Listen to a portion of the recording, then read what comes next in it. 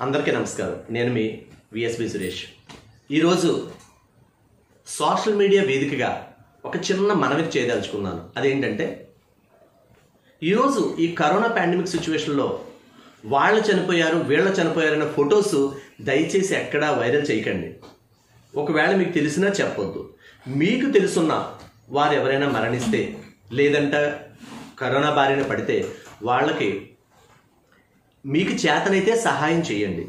మరణించారో okay, వదిలేసేయండి. అది ఎవరికి మాత్రం చెప్పకండి. అది గొప్ప విషయం కాదు. పక్క వాళ్ళకి ప్రాణ సంకటం, పలానా వాడు చనిపోయాడు అనేసరికి ఈ భయంతో చనిపోయే వాళ్ళే చాలామంది ఎక్కువ ఉన్నారు. చాలామంది రికవర్ అవుతున్నారు. దయచేసి గమనించండి. అందువల్ల ఎవరిని భయపెట్టి భయభ్రాంతులకు గురి చేయకండి.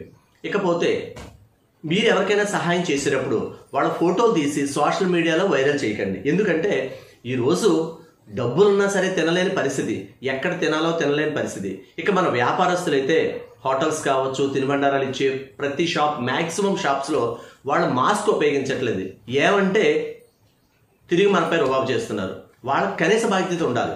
ఎందుకంటే ఈ కొనుగోలుదారుడు ఉంటేనే వ్యాపారస్తులు ఉంటారు. కొనుగోలుదారుడు ఎలా పోతే మాకేంటి, మేము మాస్క్ పెట్టుకోం. మీరు ఒక్కసారి మీకు తెలుసున్న షాప్స్లో ఎక్కడ మీరు గమనించినట్టయితే మాస్క్ పెట్టుకోవట్లేదు. అక్కడ ఖచ్చితంగా చెప్పేసండి, మీరు మాస్క్ పెట్టుకుని అమ్మితేనే మేము కొంటాం అని చెప్పండి.